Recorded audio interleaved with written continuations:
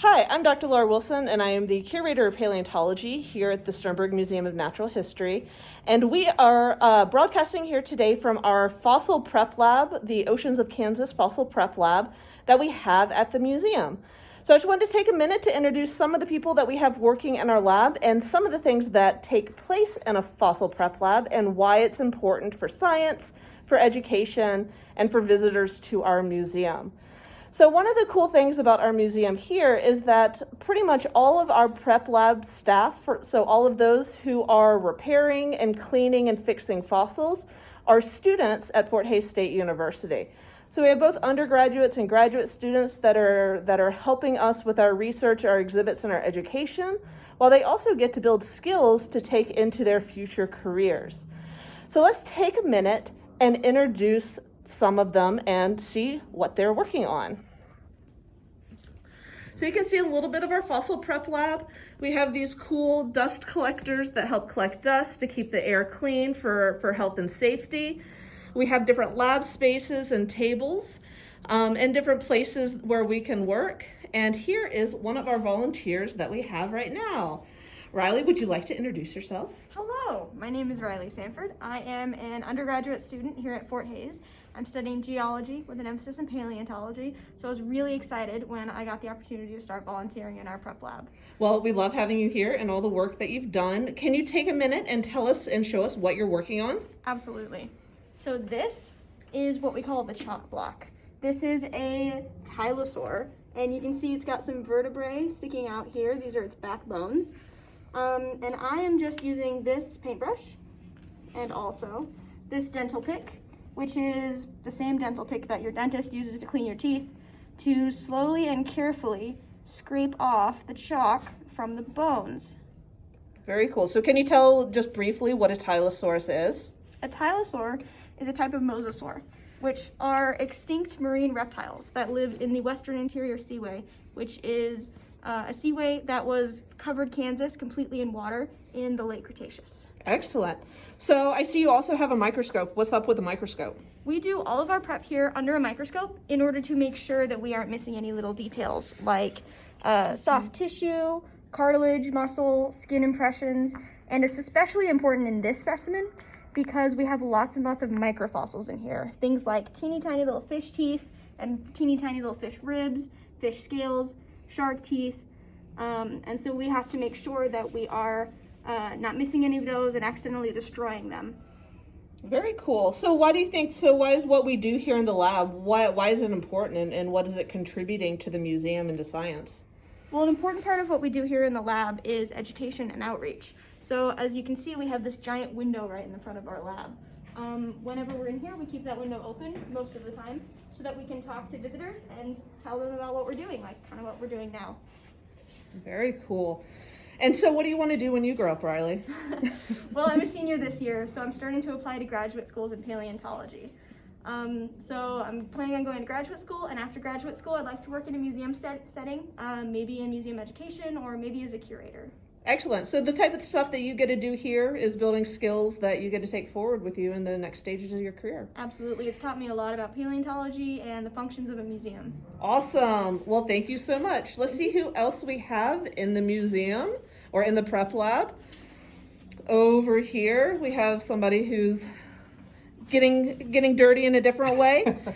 Alec, can you introduce yourself? Hi, I am Alex Zaborniak. I'm a first-year graduate student here at Fort Hays, and I am actually studying mosasaur ecology at the moment. Excellent. So what are you working on here? What is this mess? So this mess here is we're actually casting a mold of a Protostega humerus.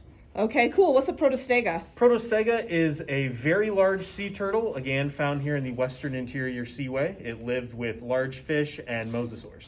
Very cool. And what's a humerus? A humerus is the upper arm bone. So I have a humerus here, and this is the same bone but from a sea turtle. Cool. So we actually have one over here that's already been worked on.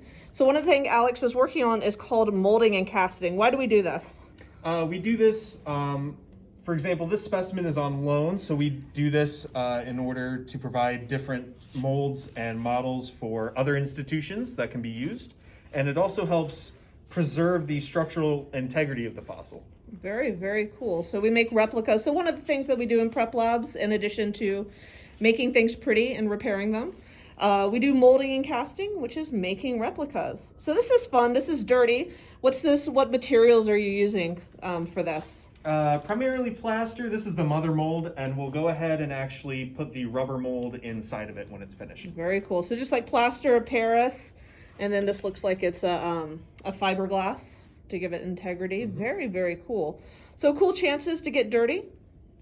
So what are you hoping to do after you graduate? Oh, hoping either some sort of academic position or working in an educational institution such as a museum setting. Very, very cool. What other things do you get to work on in the prep lab other than just playing with plaster and making replicas of things for me to eventually destroy? Well, I've actually also been working on these mosasaur chalk blocks as well, and sort of helping with the paperwork and just sort of general lab management here. Cool. Can you show us some of the stuff that you've prepped out so far? So far, over here, we have some vertebrae here from a Tylosaurus again, and we're currently working on this section of bone right here. We're still not quite sure where in the skeleton it belongs to, but we'll figure that out once more of it is actually exposed. Very cool. So what are these numbers that are painted on this bone here?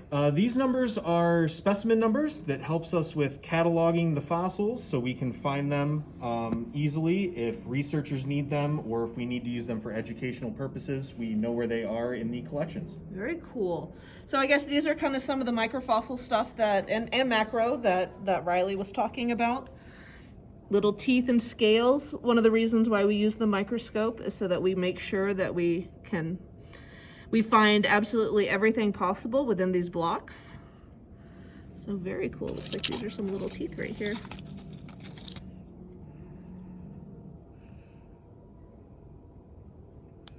Very cool. Well, thank you for your time and your explanation. Thank you. So we have one more person in the lab here today. Matthew, would you like to introduce yourself? Hey there, everybody. My name is Matthew Eads. I'm also a second-year graduate student here at Fort Hays State University.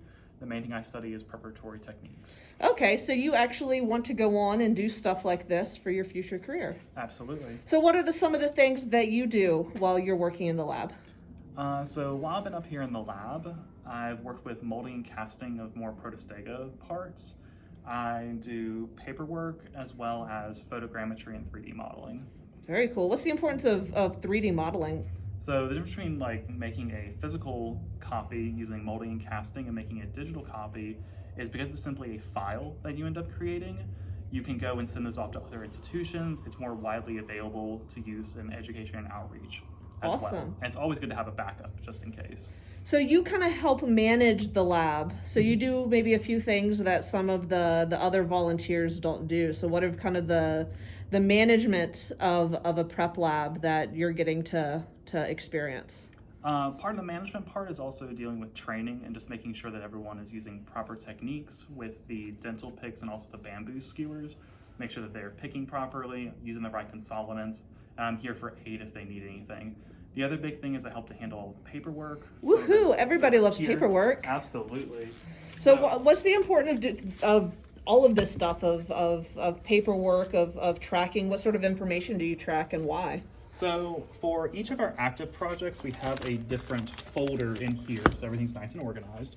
So I have out right here for VP 13733. That's the big chalk block that we've been working on. It's been active for quite a long time. And so quickly flipping through here, every single time anyone ever messes with the fossil in any way, we have dated and then who worked on it and then what exactly they did with it. So we have a running record of all of this, as well as time logs and any other added notes that we might have. Continue on with simply just having a paper record. We also have a digital record that we use with the tablet right here. We go and take pictures of the fossil and then annotate it with different colors and notes saying if we remove matrix, if we add a consolidant, if we had to do any other special processes. That way we also have a picture record of everything.